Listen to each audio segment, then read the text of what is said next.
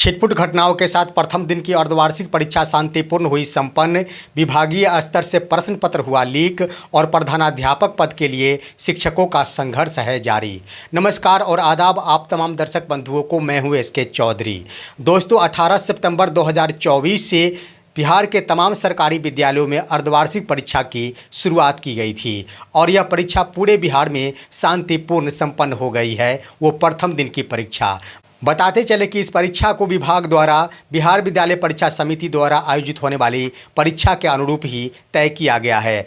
इसी के तहत परीक्षा केंद्रों के अनुश्रवण हेतु उड़नदस्ता टीम का गठन किया गया था, जिसे जिला स्तर से लेकर प्रखंड स्तर तक में विभक्त किया गया था। तमाम उड़नदस्ता टीम की ओर से परीक्षा केंद्रों का औचक निरीक्षण किया गया, लेकिन सौभाग्य की बात ये रही कि बिहार के सभी विद्यालयों में एक भी वैसे छात्र नहीं पकड़े गए जो कदाचार में संलिप्त थे। यानी पूर्णतः बिहार के तमाम छात्रों ने शिक्षा विभाग के सामने यह मिसाइल काम करके रख दिया कि आखिर बिहार के सरकारी विद्यालयों के छात्र, खास तौर पर प्रारंभिक स्तर के छात्र, कदाचार में कतई संलिप्त नहीं होते हैं। वहीं दोस्तों, उड़नदस्ता टीम के द्वारा परीक्षा केंद्रों का अनुश्रवण के क्रम में कई विद्यालयों में ऐसा प्रतीत हुआ कि एक ही बेंच पर 3 या फिर 4 छात्र बैठे हुए थे, जहां तक कि शिक्षा विभाग की ओर से सख्त हिदायत दी गई थी कि एक बेंच पर 2 से अधिक छात्र कतई नहीं बैठेंगे। परंतु जब परीक्षा केंद्रों के संचालकों से संपर्क स्थापित किया गया, उसके बाद उनकी ओर से यह खुलासा किया गया कि विद्यालय में पर्याप्त मात्रा में बेंच डेस्क उपलब्ध नहीं रहने की वजह से ही कुछ एक क्लास के कुछ बेंचों पर ही अधिकतम 3 छात्रों को बिठा दिया गया है। फिर भी विभाग के दिशा निर्देशों का अक्षरशः पालन किया गया, जिसमें पूर्ण भूमिका परीक्षा केंद्रों के संचालकों और साथ ही साथ बिहार के तमाम शिक्षक जो वीक्षक रूप में कार्यरत थे, उनकी ओर से काफ़ी योगदान रहा। और सबसे बड़ी बात ये रही कि छात्रों की ओर से कोई कदाचार नहीं किया गया। उड़नदस्ता टीम की ओर से एक भी छात्र को निष्कासित नहीं किया गया, एक भी छात्र कदाचार में संलिप्त नहीं पाए गए। वहीं दोस्तों, परीक्षा प्रारंभ होने से पहले ही प्रश्न पत्र भी लीक हो गया था और यह मामला मुजफ्फरपुर जिले से जुड़ा हुआ है। बताते चले कि 12 सितंबर 2024 को ही जिला शिक्षा कार्यालय की ओर से तमाम प्रखंड शिक्षा कार्यालय को प्रश्न पत्र उपलब्ध करा दिया गया था। इसी के अंतर्गत मुजफ्फरपुर जिले के अंतर्गत मुसहरी प्रखंड शिक्षा कार्यालय को 12 सितंबर 2024 को ही प्रश्न पत्र उपलब्ध करा दिया गया था और उसके तुरंत ही प्रखंड शिक्षा कार्यालय के बगल में ही सड़क किनारे प्रश्न पत्र बिखरे पड़े थे, जिसे दैनिक जागरण ने विस्तार पूर्वक लिखा है। दैनिक जागरण के अनुसार ये बातें कही गई है कि मुसहरी प्रखंड के अंतर्गत प्रखंड शिक्षा कार्यालय के बगल में ही प्रश्न पत्र सड़क के किनारे फेंके हुए मिले थे। वह प्रश्न पत्र गणित विषय के थे और मुख्य रूप से 7वीं कक्षा और अन्य भी एक कक्षा के गणित विषय के प्रश्न पत्र थे। इसके संबंध में जब जिला शिक्षा पदाधिकारी के पास यह खबर पहुंची तो उनके द्वारा यह कहा गया कि प्रखंड शिक्षा कार्यालय को 12 सितंबर को ही प्रश्न पत्र उपलब्ध करा दिए गए थे। आखिर किस परिस्थिति में प्रखंड शिक्षा कार्यालय के बगल में ही सड़क किनारे प्रश्न पत्र लीक मिले हैं, प्रश्न पत्र बिखरे पड़े मिले हैं, इसकी जांच की जाएगी और दोषियों के ऊपर कार्रवाई की जाएगी। लेकिन सवाल उठता है कि आखिर छात्रों द्वारा इस परीक्षा को रद्द करने की मांग की जाती है या फिर नहीं की जाती है, क्योंकि ये परीक्षा बिहार विद्यालय परीक्षा समिति की तरह आयोजित की गई है।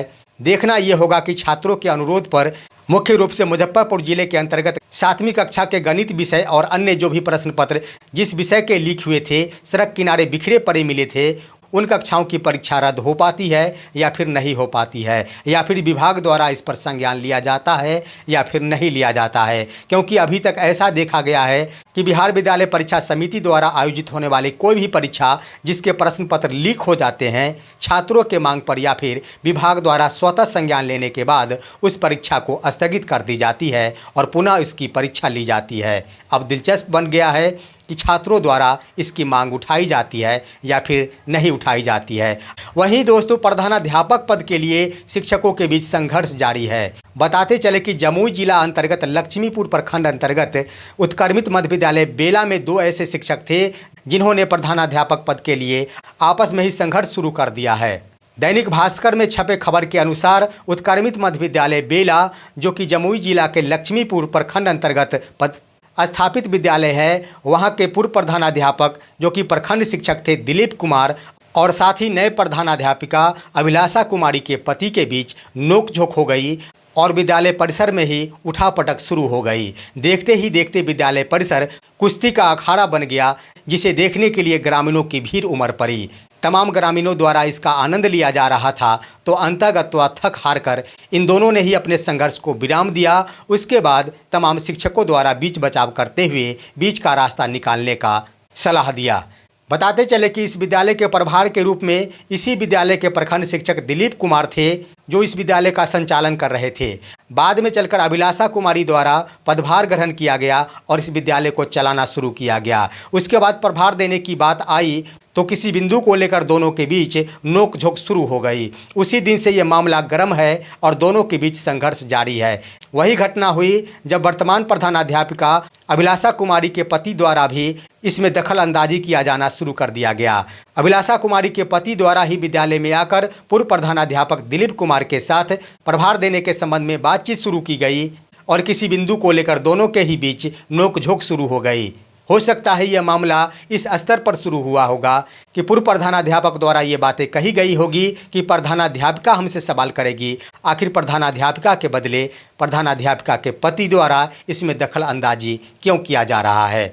दोस्तों, लाजमी बनता है कि इसी तरह संघर्ष होगा। बिहार के अन्य विद्यालयों में भी इसी तरह उठापटक जारी रहेगी। इसका मुख्य कारण ये है और मुख्य दोषी है तो वो है शिक्षा विभाग, क्योंकि शिक्षा विभाग द्वारा ही बार बार वर्षों की सेवा को नज़रअंदाज किया जाता है। जिनके द्वारा 15 वर्षों या फिर 20 वर्षों की सेवा प्रदान कर दी गई है, उनकी सेवा की गिनती नहीं की जाती है और उन्हें जूनियर करार दे दिया जाता है। तो ऐसे में सवाल उठता है कि जब विभाग द्वारा इस पर कोई संज्ञान ही नहीं लिया जाता है तो शिक्षक स्वतः ही अपने संघर्षों के बदौलत अपने सीनियरिटी का ख्याल रखेंगे और सीनियरिटी का लाभ लेने हेतु हर संभव अपना प्रयास करेंगे।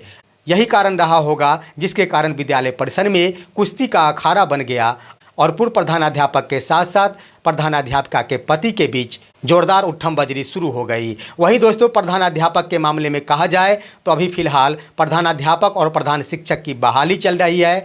तमाम शिक्षक अभी परीक्षा देकर इस आशा में बैठे हुए हैं कि आखिर इसका रिजल्ट कब जारी किया जाएगा और विभाग द्वारा प्रधानाध्यापक के पद पर नए प्रधानाध्यापक को कब नियुक्त किया जाएगा। साथ ही साथ प्राथमिक विद्यालयों में प्रधान शिक्षक की बहाली कब की जाएगी।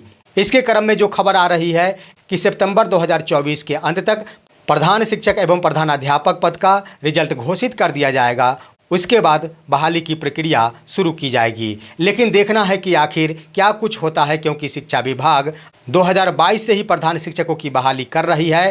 प्रथम बार 2022 में प्रधान शिक्षक के लिए आवेदन लिए गए थे और अब 2024 समाप्ति की ओर है। देखना ये होगा कि आखिर शिक्षा विभाग द्वारा प्रधान शिक्षकों की नियुक्ति कब की जाती है, प्रधानाध्यापकों की नियुक्ति कब की जाती है। अगर जल्दी में नियुक्ति नहीं की जाती है तो इसी तरह संघर्ष होता रहेगा, विद्यालयों में तनाव बढ़ता रहेगा और जिसका पूरा असर विद्यालय के शैक्षिक वातावरण पर पड़ेगा। ऐसे में गुणवत्तापूर्ण शिक्षा की बातें कही जाए तो कहीं से भी संभव प्रतीत नहीं होता है और इसका सबसे बड़ा दोषी अगर माना जाता है तो वह शिक्षा विभाग को माना जाता है, जिनके द्वारा विद्यालय स्तर पर आने वाली समस्याओं पर कोई भी ध्यान नहीं दिया जाता है और सिर्फ व सिर्फ विभागीय स्तर से शिक्षकों के ऊपर नकेल कसने की कार्रवाई की जाती है।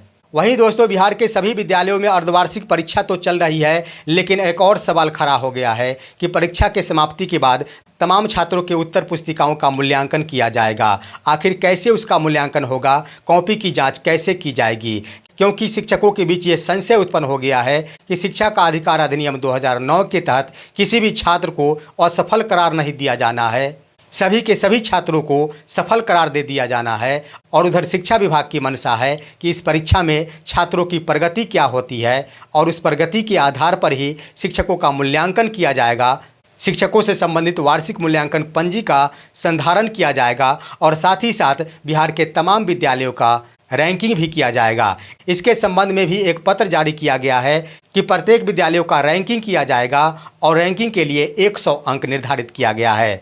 विभिन्न स्तर पर इसका निर्धारण होगा कि छात्रों की उपस्थिति क्या होती है, विद्यालय में साफ सफाई की व्यवस्था क्या होती है, विद्यालय में शिक्षकों की उपस्थिति क्या होती है, विद्यालय में नामांकित छात्र छात्राओं द्वारा परीक्षा में कौन सा ग्रेड अधिक संख्या में प्राप्त किया जाता है। इन तमाम बिंदुओं के आधार पर अलग अलग सफलता के लिए अलग अलग अंक निर्धारित किया गया है और सभी को जोड़कर 100 अंक निर्धारण किया गया है। जिसमें सबसे अधिकतम 80 नंबर लाने वाले विद्यालय को 5 स्टार दिया जाएगा, यानी सबसे ऊपरी पायदान पर रखा जाएगा। वहीं सबसे कम नंबर लाने वाले यानी 24 नंबर तक लाने वाले विद्यालय को सिंगल स्टार का रैंकिंग करार दिया जाएगा और उनका स्तर सबसे निचले स्तर का होगा। देखना होगा कि शिक्षा विभाग द्वारा आखिर किन किन बिंदुओं पर नीतियों का निर्धारण किया जाता है, शिक्षा में और कौन कौन से प्रयोग किए जाते हैं। और यह देखना अब बड़ा ही दिलचस्प बन गया है। तमाम शिक्षकों की भी निगाहें उसी ओर लगी रहती है, जहां अभिभावकों की भी नज़र इसी तरफ हमेशा लगी रहती है। फिलहाल आज की खबर बस इतना ही। आप सभी हमारे इस वीडियो को लाइक करते हुए तमाम दोस्तों के पास शेयर कीजिए और अब दीजिए अपने ही दोस्त SK चौधरी को इजाज़त। जय हिंद, जय भारत।